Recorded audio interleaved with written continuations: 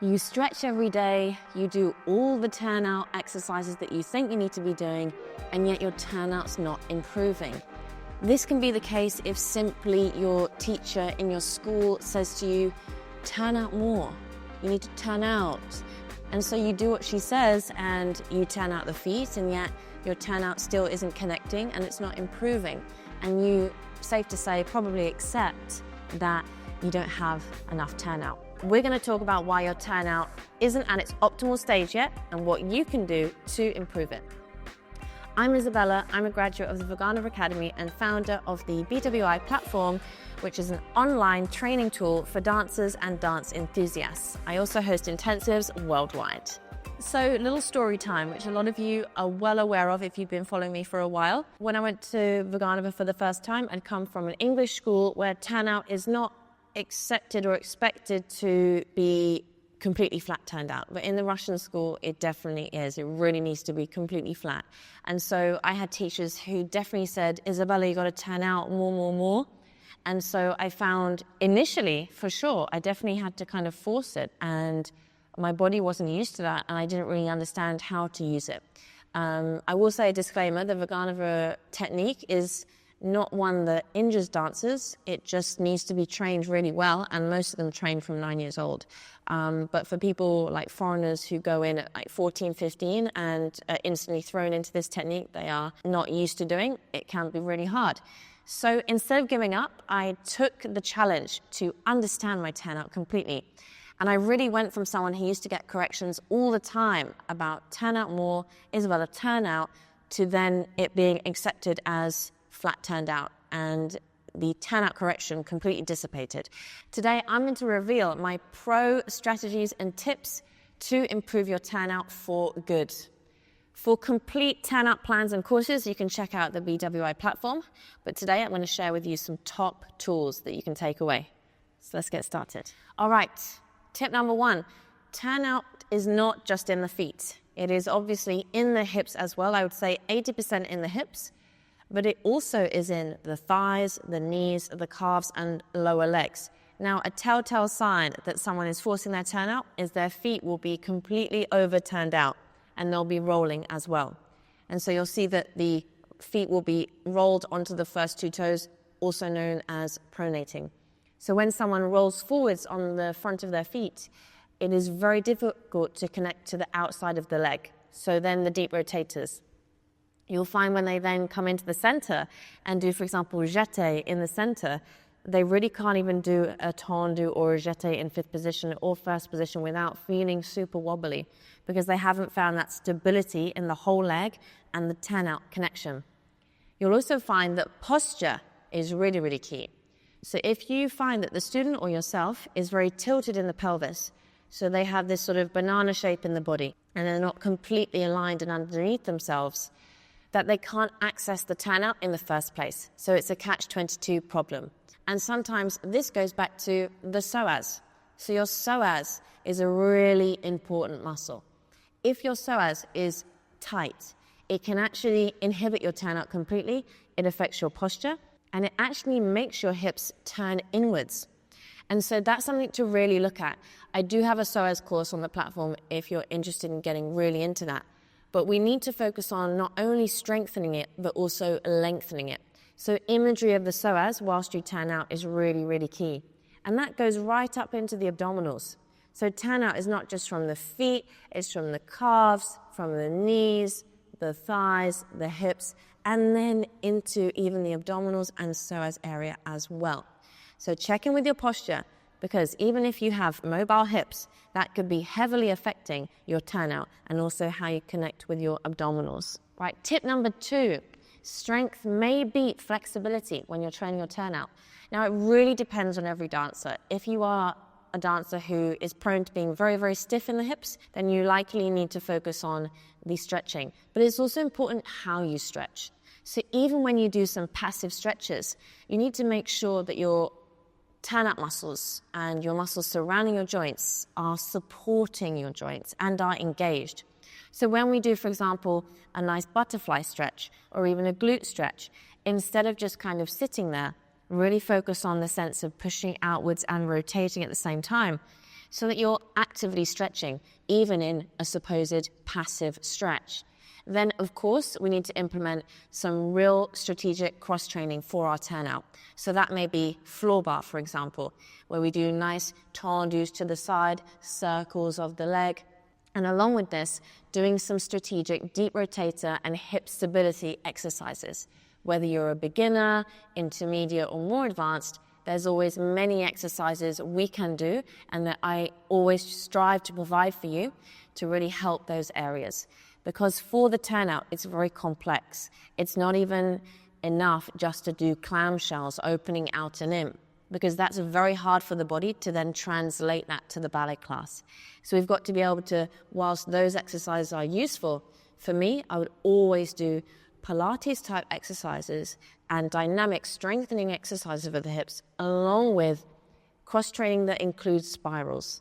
So floor bar, or any kind of spiral motion on the floor, working those hips, so that when I stand up and do my tendus, which are definitely in a spiral, it makes so much more sense. So take a look at what exercises you're doing for your turnout, because it really needs to be smart so that it makes sense, and then you can translate that to your ballet class, and you're not wondering, why isn't it improving? Tip number 3, your core is really important for your turnout, and here's why. So going back to our point about posture again, your core heavily affects your alignment. So when a dancer is arched, for example, it becomes very hard to connect with the lower abs. And if the lower abs are not connecting, it also becomes very hard to bring the body back in alignment.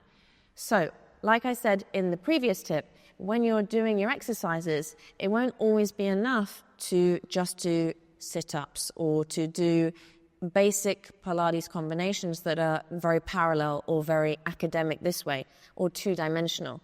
You need to be able to translate. So even when you do your floor bar, make sure you're keeping the lower abs really engaged. That is the thing that's keeping the posture. Then when you stand up and you step into your first position, check in with your lower abdominals, because that's the thing that's going to really help you suddenly be able to connect with the deep rotators.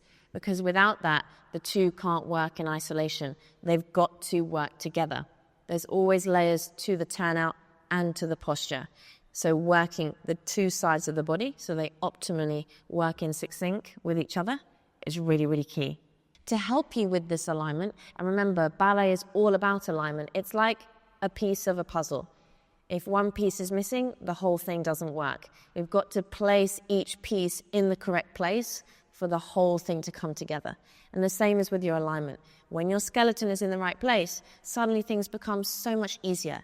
To help with this, I do have a floor bar on the wall class on the platform, which is so amazing for feeling that nice alignment of the body and the legs and getting connected to the right areas. Tip number 4, your standing leg does more than you think.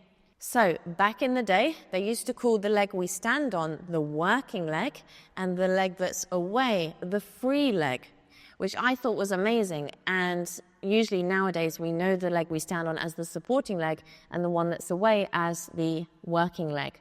But that can actually mess with your brain a little bit, because we think, okay, this one is just holding me up, so to speak, and this is the one working all the time. When actually it really is the opposite. Your standing leg or your working leg is so key.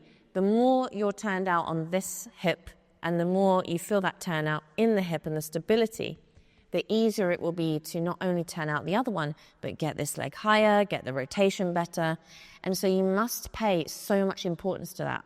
So when you are doing your floor bar or things like that, notice that you're not just concentrating on the leg that's doing the work, that's doing the développés on the floor. What's going on with the bottom leg? Is it turned out? Is the thigh wrapped? Is your heel forwards? That's something to really pay close attention to.